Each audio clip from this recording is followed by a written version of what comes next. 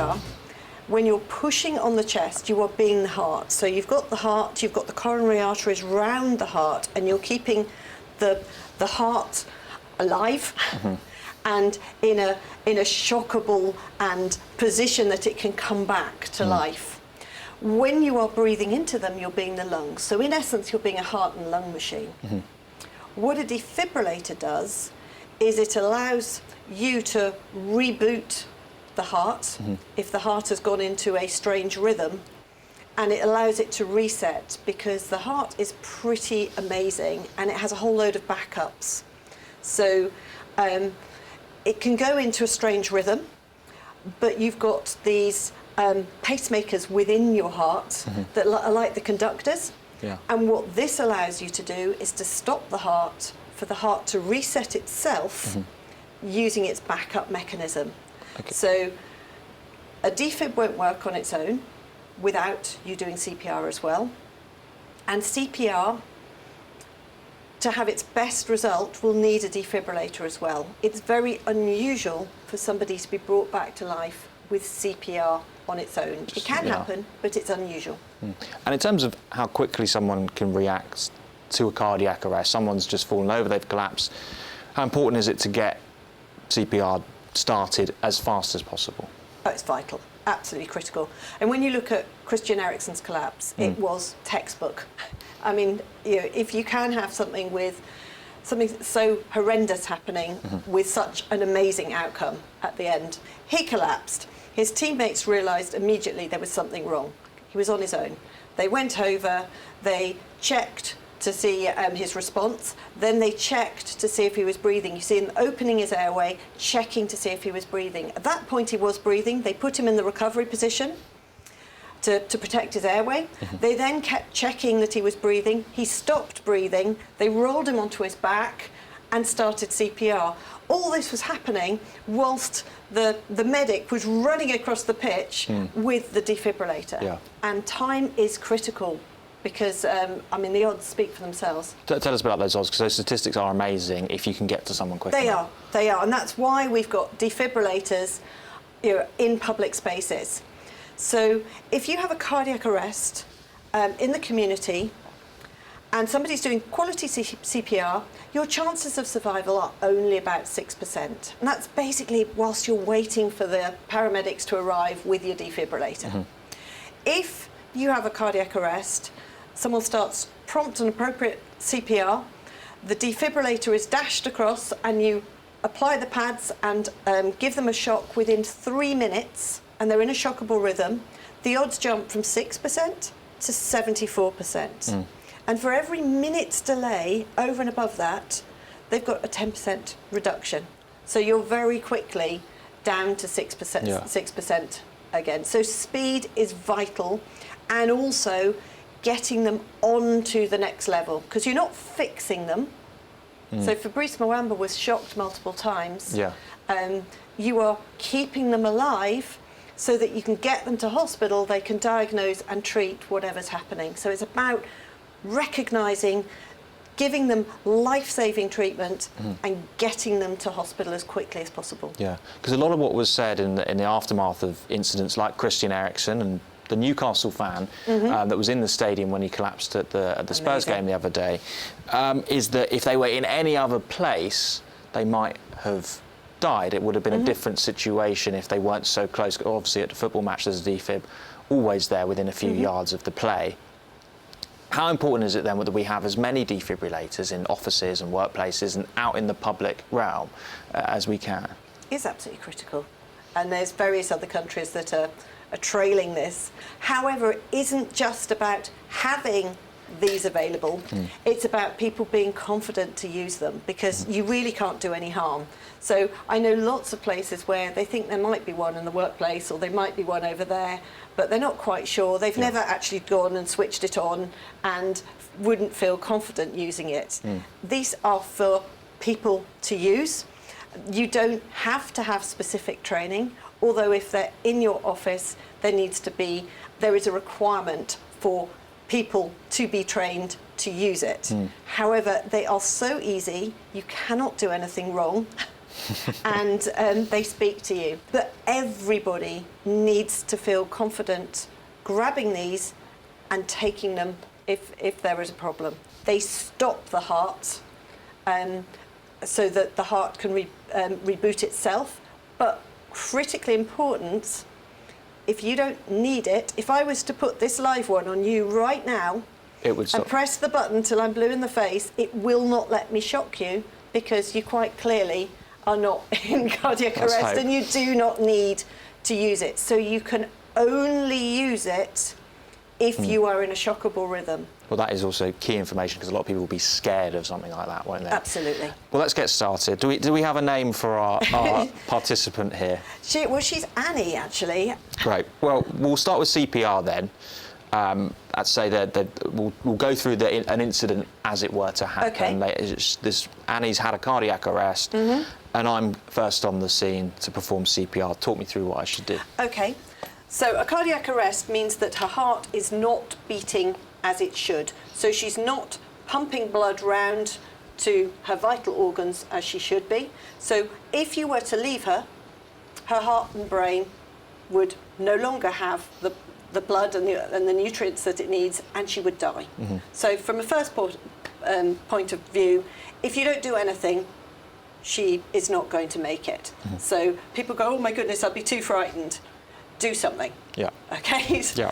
So you come along, you find she's collapsed, you need to see if there's any response. So tap her on the shoulders, check as well that whatever's hurt her isn't going to hurt you, so do be aware of dangers too, and see if there's a response. There is no response. You would then open her airway, so 2 fingers under the chin, 1 hand on the head, tilt and open her airway back up, and that takes the tongue off the back of the throat and just sees whether that's the problem, and she then starts breathing. It can happen, okay?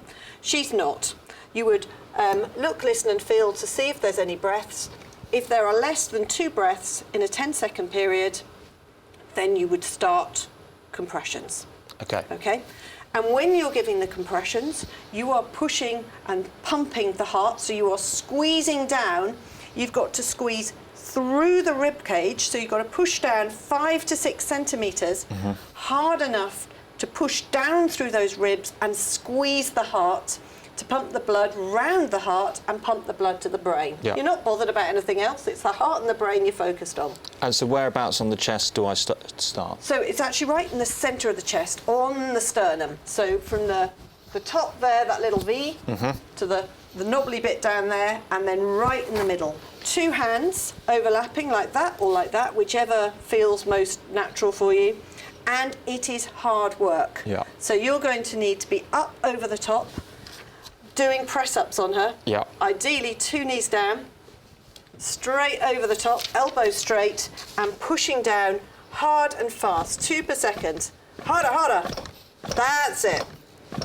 It's hard work, isn't it? It is quite. So 2 per second, okay? Yeah. And then in non-COVID times, we would then be giving breaths. It gives people the best chance. Yeah. So you do 30 compressions to 2 breaths, 30 compressions to 2 breaths. We're just going to concentrate on the compressions today. And if you were phoning the ambulance, which you would be doing once you've realised that they're unconscious and not breathing, if you haven't been trained in CPR, they actually just talk you through compression CPR. Yeah. So what am I looking out for after doing that, doing as many compressions as I can? You're not looking out for anything, really. If they start to wake up and fight you off, then that's wonderful. Okay. But don't expect them to do so, because it's not actually like the movies. And do I keep going until someone can bring over a defibrillator? Yes, so you would be shouting for a defibrillator, shouting for help if you're on your own. You would be putting your phone on speaker, so you would be you've identified that they're unconscious, they're not breathing. You are phoning an ambulance, putting it on speaker if you're on your own. If you're not on your own, you'd be yelling over to your support staff. They would be rushing out to the lift and grabbing your defib quickly as they can, and you would be carrying on doing the CPR whilst they're on their way back.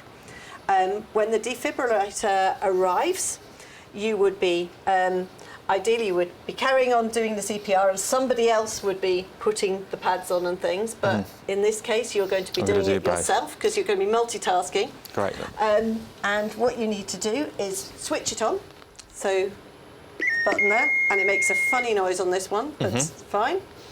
And then I pop Apply the... pads to patient's bare chest. So there's your pads. It Plug in actually pad tells you, connector so next to if you just flushing show light. it, shows you on there exactly where to put them. You're putting one here and one on the side so that the shock will go across the heart, because that's what you want it to do. You will have made sure that the chest is dry and clean. If they were a very hairy chap, then you would have a little razor in your bag with it. This is your live one here. And you would stick one pad here and one pad on the side. Okay. So let's start. So this one says on the left shoulder. And if you put it on the wrong one, it really doesn't matter. Okay. You just leave it on.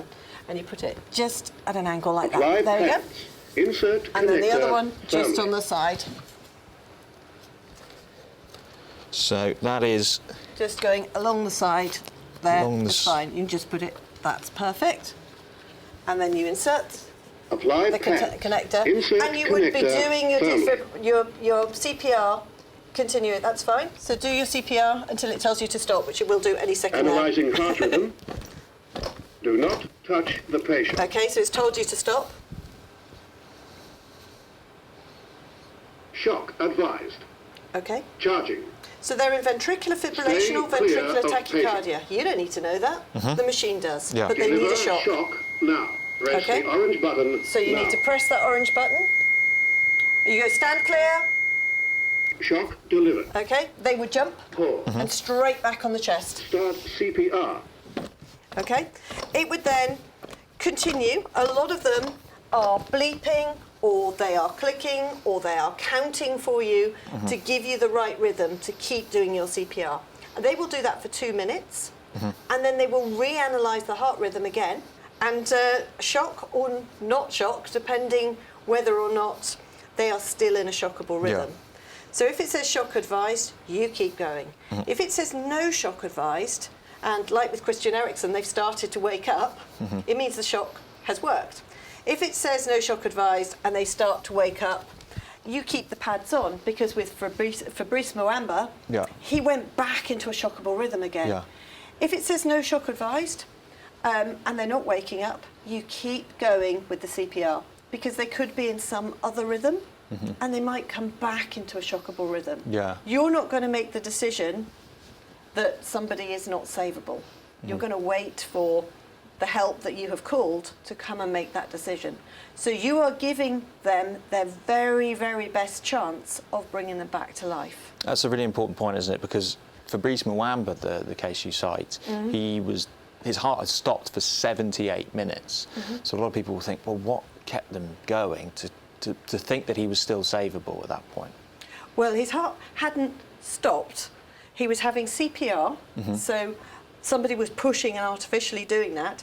But during that 78 minutes, he was shocked multiple times, because his heart came back into the right rhythm and then it reverted back. Because if you think about your computer having a really serious blue screen malfunction, that was what was going on. So it kept telling them to press the F1 reboot button and he kept going back. So it wasn't that there was no blood circulating to his heart and brain, because if there was no blood circulating to his heart and brain, he would be brain damaged and he would be dead. CPR. That's 2 minutes.